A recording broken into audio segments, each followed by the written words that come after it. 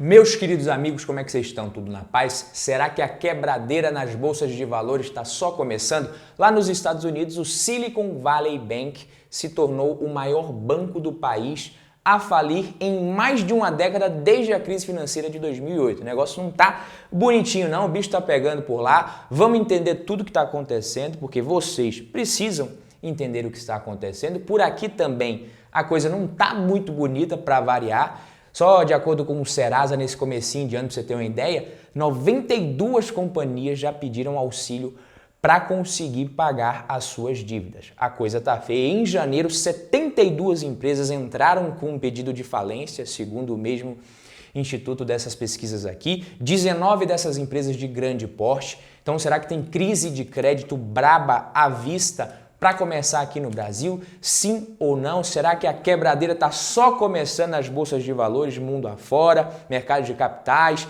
O que a gente pode fazer? Como investir de forma correta, proteger o patrimônio no meio de um cenário como esse? O que você precisa fazer? Você precisa ver esse vídeo aqui até o final, justamente para você entender isso, entender o que está acontecendo e não tomar nenhuma atitude precipitada, ficar entrando em pânico, fazendo merda de bobeira, beleza? Quem já é de casa, já acompanha o canal há mais tempo, deixa o like aqui nesse vídeo embaixo para fortalecer a nossa parceria. Se é a sua primeira vez por aqui, seja muito bem-vindo, muito bem-vinda aqui ao Valor em Ação, o canal que te conta a verdade sobre o mundo dos investimentos, mesmo que isso doa um pouco às vezes e te faça parar de ver a Bolsa de Valores como aquele mundo mágico, um parque de diversões, aquele campo lindo e verdejante que acolhe todos os iniciantes com carinho e amor.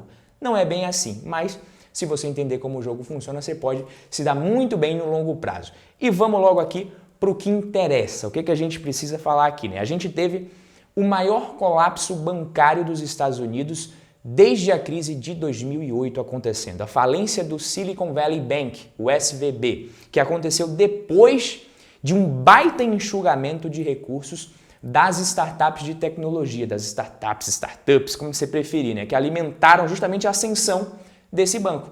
O SVB foi o segundo banco regional a falir na mesma semana nos Estados Unidos. O negócio tá feio mesmo. E só para você saber quem que é o Silicon Valley Bank, meu querido amigo, o banco ele foi criado em 1983 e passou a ter como principais clientes justamente essas empresas de tecnologia. Essa é a principal característica desse banco, beleza? Ele foi responsável por financiar quase metade das startups americanas de tecnologia e de saúde, de acordo com a CNN. Essa informação é deles. Esse banco ocupava a 20ª colocação na lista dos maiores bancos dos Estados Unidos. Então não é pouca coisa. Isso mostra que esse aumento de taxa de juros muito rápido nos Estados Unidos, ele está tendo um impacto sobre bancos e empresas menores muito forte, já que isso acabou justamente tirando a atratividade de investimentos de risco que costumam também ter mais retorno. Apresentar um retorno maior, pelo menos oferecer um retorno maior, mas é mais arriscado. São empresas que muitas vezes ainda não dão lucro, muito arriscadas também. E aí, como os títulos de dívida do governo dos Estados Unidos estavam pagando mais para os investidores, com muito menos risco, não preciso nem explicar, muita gente acaba migrando para a renda fixa. E aí, papai, com a fonte de recursos secando, as startups elas se viram forçadas a correr para tirar dinheiro que estava no banco. Os juros mais altos também agora que a gente está vendo, eles acabam desvalorizando títulos de longo prazo que o banco possuía. É a mesma coisa que acontece aqui, a tal da marcação a mercado. Você tem um título, a taxa vai subindo, o preço a mercado desse título ele tende a cair. No vencimento você tem a garantia da rentabilidade contratada, mas até lá você fica refém do preço de mercado se você precisar vender antes do vencimento. E foi o que aconteceu, tanto que logo na quarta-feira, no dia 8 ainda, quando o Silicon Valley Bank anunciou que havia vendido seus títulos ali com prejuízo e que faria uma emissão de mais de 2,2 bilhões de dólares em novas ações para conseguir reforçar o seu balanço, o mercado já viu, olha, isso aí pode dar ruim, vamos dar uma segurada aqui. Muitas consultorias também recomendaram para os seus clientes, em geral, startups, que sacassem os investimentos do banco, porque podia dar ruim, e o resultado foi que as ações do SVB despencaram já na quinta-feira. Na manhã da sexta-feira também os reguladores da Califórnia agiram ali, fecharam o banco, colocaram em liquidação, falaram isso aqui não vai mais para frente e por conta disso outros bancos também estão correndo risco de ter um destino semelhante, veja você, com o do banco. As ações do First Republic Bank caindo mais de 70% no momento que eu gravo esse vídeo aqui. O PacWest Bancorp e o Western Alliance Bancorp com quedas de 30%, 40% respectivamente. As negociações chegando a ser interrompidas por lá, então a coisa não tá bonita mesmo. Isso mesmo depois que os reguladores dos Estados Unidos, eles tomaram medidas extraordinárias para aumentar a confiança no sistema financeiro, principalmente durante o final de semana, no meio de um fim de semana que foi muito louco, muito conturbado por lá.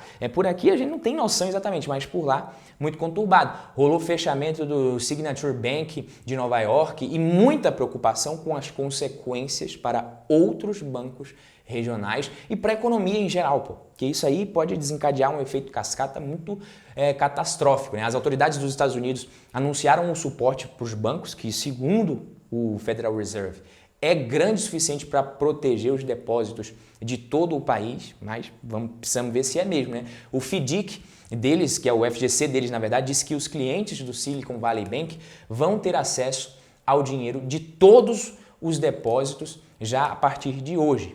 Será que realmente isso vai acontecer? O Federal Reserve também anunciou um novo programa que oferece empréstimos de 1 ano aos bancos em condições bem mais fáceis do que normalmente eles conseguiriam, justamente para ajudar esse efeito cascata a não ser tão grande. Tudo isso para tentar conter essa disseminação também do pânico, já que banco, sistema bancário é confiança. Quando você pede a confiança, não tem lastro mais. Quando tinha lastro, confiava no lastro. Hoje em dia não tem, isso já acabou faz tempo. Então, banco é confiança, sistema bancário é confiança. Se a confiança acaba, uma corrida bancária, ela pode quebrar qualquer banco, até um banco que não está fazendo muita coisa errada. Então, várias empresas de venture capital, elas podem se dar mal, se não conseguirem acessar os depósitos que tem nesse e em outros bancos. Só para dar uma ideia da dimensão desse efeito cascata, o maior fundo de pensão da Suécia realizou uma reunião de crise hoje de manhã para discutir o que eles vão fazer, porque eles haviam investido bilhões de dólares em bancos dos Estados Unidos afetados pelo colapso do Silicon Valley Bank. Foi Signature Bank, First Republic Banking, SVB e o escambau. O SoftBank do Japão é visto como uma das empresas mais expostas a esse efeito dominó devido aos altos investimentos que eles têm em empresas de tecnologia, no setor de tecnologia. Há preocupações de que eles possam ser também pressionados pelo fluxo de caixa devido ao colapso. A probabilidade de o SVB ou o Signature Bank serem adquiridos também por um banco rival, um concorrente, para tentar ajudar, é quase nula. Todos os potenciais compradores até agora não têm interesse, desistiram, não querem comprar, pelo menos nas condições, porque para fazer sentido, para qualquer banco adquirir esse banco, comprar o SVB, o governo dos Estados Unidos precisaria cobrir parte de suas perdas. Senão, nem faz sentido, para você ter noção do tamanho do rombo. E até agora o governo deixou bem claro que não pretende repassar dinheiro dos contribuintes para socorrer o Silicon Valley Bank, como fez já em 2008 com outros bancos. A agência federal, o FDIC, o FGC deles, como eu falei, assumiu o controle do banco na sexta-feira, vem trabalhando para conseguir garantir que os depositantes tenham acesso aos seus recursos, mas parece que não vai ter para todo mundo. O problema é que a maioria dos clientes do SVB, do Silicon Valley Bank, não tem direito a essa cobertura, a esse seguro. E por conta disso, algumas empresas no fim de semana correram para tentar vender os seus depósitos, para conseguir pagar salários e outras despesas operacionais, para conseguir manter o motor da empresa girando. A coisa não está bonita mesmo, como eu falei. No final do ano passado, se eu não me engano, eu estava lendo aqui, quase 96% dos depósitos não eram cobertos pela política de seguro que garante esses 250 mil dólares. O perigo é de você ter ali uma corrida bancária que possa afetar outros bancos regionais e de menor porte também. Isso seria realmente catastrófico, desastroso. O presidente Joe Biden, ele afirmou que todo americano deve se sentir confiante de que os depósitos estarão garantidos se e quando precisarem. Já os investidores, tanto do Silicon Valley Bank quanto do Signature Bank, eles não serão protegidos. Pelo menos foi o que disse o Joe Biden. Segundo ele, o presida dos Estados Unidos, os investidores sabidamente tomaram um risco e quando o risco não é recompensado, investidores perdem dinheiro. Ele também falou que é necessário reduzir o risco de novos colapsos no sistema financeiro dos Estados Unidos, que segundo ele é seguro. Segundo ele, durante o governo do ex-presidente Barack Obama, muitas leis de regulação foram adotadas, criadas para evitar esse tipo de coisa e parte delas, segundo ele, foram revertidas pelo seu antecessor, na gestão do seu antecessor Donald Trump. Deu uma cutucada política ali no seu antecessor e uma coisa acaba levando a outra. A economia é sempre tudo muito interligado mesmo, meus queridos. Por exemplo, caso a quebra do SVB não tivesse acontecido, o cenário ele estaria até mais favorável para um aumento de 0,5 ponto nos juros na próxima semana por lá, na taxa de juros dele. Hoje, com esse novo risco, porém, o mercado ele já acha que o correto não é reacelerar demais o ritmo de aperto na taxa de juros, porque se acelerar demais isso pode impactar também a taxa de juros por lá, a economia por lá e a taxa de juros em vários outros países, inclusive emergentes, inclusive o Brasil. Mas, ao que parece, as consequências do que aconteceu no Silicon Valley Bank estão longe de acabar ainda. Essa novela apenas começou, as bolsas caíram muito nas últimas crises lá nos Estados Unidos e com certeza se a gente vê uma crise grande agora vai cair muito também. Essa pode ser mais uma grande crise começando, pode não ser, também não dá para ficar tentando querer adivinhar aqui, eu já deixo sempre claro aqui nos meus vídeos que ninguém consegue adivinhar, mas nos investimentos a gente precisa lembrar que primeiro a gente pensa em segurança, primeiro a gente pensa em conservar o patrimônio para depois pensar em multiplicar. Primeiro você garante que você está devidamente protegido, bem diversificado e depois você se preocupa em ganhar dinheiro no médio e longo prazo, beleza? Então esse banco focava justamente em empresas que são consideradas investimentos de risco, investimentos de capital de risco, de venture capital, e com essa alta na taxa de juros, isso acaba trazendo uma fuga de capital, acaba acontecendo uma fuga de capital. Então fica difícil a gente conseguir fazer com que as pessoas se sintam seguras se elas tiverem alguma exposição a ativos ou até mesmo dinheiro ali em bancos com perfis de risco semelhantes a esses que já quebraram. A galera vai confiar nos bancos grandes. Quem tem dinheiro nesse tipo de banco fica meio com o pé atrás. Imagina se você tivesse dinheiro num banco muito parecido com o Silicon Valley Bank. Como é que você ia estar? Como é que estaria a sua cabeça? Toda a sua economia da sua vida. Como é que ia estar a sua cabeça nesse momento? Então, startups brasileiras correndo para conseguir resgatar o dinheiro também, correndo para conseguir sacar o dinheiro em bancos por lá. Nubank já informou que não tem exposição ao Silicon Valley Bank. Já tinha esse burburinho, esse boato aí de que o Nubank poderia estar exposto e vai quebrar e tal, tira o seu dinheiro do Nubank.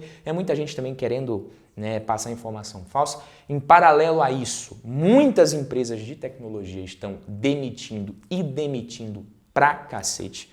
Aqui no Brasil já se fala também em um possível credit crunch, uma crise de crédito maior, que é caracterizada por uma forte redução justamente na oferta de crédito. E condições mais rigorosas sendo exigidas pelos credores para emprestar dinheiro. Então eles falam assim, olha, com esse juro mais alto e com essa situação eu até te empresto, mas eu vou cobrar mais e eu vou querer mais garantias para emprestar. Quem não tem garantia bacana acaba ficando muitas vezes sem acesso a crédito e sem capital de giro. Muitas empresas quebram, meus amigos. Se a empresa está precisando de um crédito ali para financiar capital de giro e não consegue, simplesmente a empresa quebra. É uma das maiores causas de falência de empresas no Brasil e no mundo, isso daí. Falta de gestão de capital de giro. Os bancos brasileiros não são bobos, e vão ser mais exigentes nos empréstimos, principalmente depois desse rombo de Americanas. Essas crises de crédito maiores são cíclicas, a gente pode estar entrando em mais uma delas. A última vez que isso aconteceu mesmo foi lá em 2016, com o processo de impeachment da Dilma rolando, a nossa economia não estava muito bem das pernas, muito frágil naquele momento. Em 2023, agora, atualmente falando, já é esperado que a gente tenha um aumento significativo nos pedidos de recuperação judicial das empresas. É claro que na Bolsa de Valores a gente tem as melhores e maiores empresas dos seus respectivos setores e com mais facilidade acesso a capital, inclusive capital mais barato, tá? Mas eu sei que numa crise ali as menores acabam sofrendo mais e afundando sempre primeiro, mas é preciso ficar de olho. Americanas aí, recuperação judicial, a Oi também, recuperação judicial. Então, muitas empresas em situação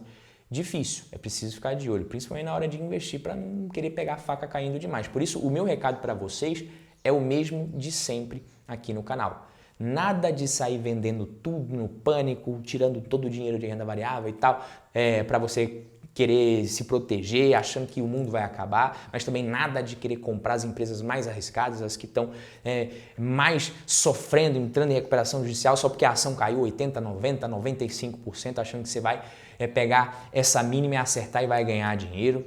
Não é assim que funciona. Cuidado com o risco da ruína. Tá? Mas para fazer isso você precisa fazer o dever de casa antes, né? Antes da coisa ficar feia, principalmente. Não deixa o seu dinheiro parado em conta de banco digital, nem em conta de corretora, nem em conta de banco nenhum. Investe o seu dinheiro, investe em títulos públicos, em ativos, em ações, fundos imobiliários que seja, porque aí qualquer coisa que acontece com a instituição, se você está com medo ali, ela pode quebrar, pode acontecer o que for, você simplesmente pede transferência de custódia. Agora, você deixa o dinheiro parado na instituição, você vai ficar com esse medo aí, correndo esse risco. E por isso que a minha carteira de investimentos também, ela é dividida daquela forma que eu sempre explico aqui para vocês. Como é que eu divido a minha carteira de investimentos? Vou para explicar de forma simples. Uma parcela em renda fixa, títulos públicos, não tento reinventar a roda em renda fixa. Parte de renda variável, eu coloco a maior parcela em empresas seguras, sólidas, pagadoras de dividendos, em empresas de baixo risco, um risco menor que a Bolsa de Valores, que o Ibovespa. Uma parcela em ativos mais arriscados, com mais potencial. Também tem uma parte em ETFs internacionais e pronto. Né? Tem uma empresa que eu invisto, por exemplo, a G2D, que está caindo muito, e claro que isso tem a ver também com o momento atual, o cenário macroeconômico atual. A G2D investe em empresas baseadas em tecnologia, de alto crescimento e potencial também, então é tudo que está mais apanhando nesse momento. Esse tipo de empresa está comendo o pão que o diabo amassou e sofrendo com o juro que o Fed aumentou. Então, mas também eu não estou muito preocupado, é uma parcela pequena da minha carteira, por isso que eu não fico muito preocupado. Justamente, quando eu acrescentei, eu já sabia desse risco, por isso que eu não aumentei a exposição. Agora eu acho que está cedo também para a gente dizer se a gente vai ter mais uma grande crise como a de 2001, 2008 ou não, mas se acontecer, quem se preparou não vai se desesperar. Eu não acho que chega a ponto do que chegou ali na quebra do Lehman Brothers em 2008, por exemplo, mas é um risco de a gente ter uma crise aí também muito grande. Parece que é uma crise dentro da outra nesse momento, você tem uma crise, mal você sai de uma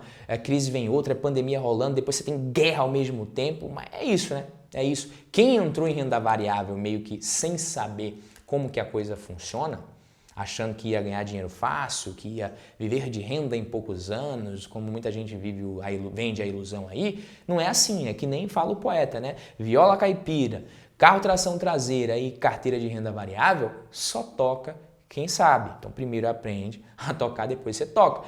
Quem sabe montar uma carteira bem diversificada, com gestão de risco, está bem menos exposto ao risco da ruína, como eu falei. Você consegue se blindar desse risco, que é o risco que você tem mais se preocupar. Não adianta também você fazer isso depois que é uma bomba maior explodir. Você precisa se preocupar com proteção, com gestão eficiente do seu portfólio, quando está tudo bem, na verdade. Quando está tudo bem que você se preocupa em fazer a lição de casa. Mas quando está tudo bem, as pessoas meio que esquecem, os investidores esquecem, principalmente iniciantes, mas o risco não deixa de existir só porque você esqueceu dele. Às vezes ele dorme por um tempinho maior, mas sempre acorda, e quando o risco acorda, papai, é bom que você não esteja dormindo nem desprevenido. Beleza, meus queridos amigos? Esse foi o vídeo. Quem gostou, deixa o like. Fica por aqui, deixa o like, se inscreve no canal que a gente se vê no próximo. Tamo junto. Valeu!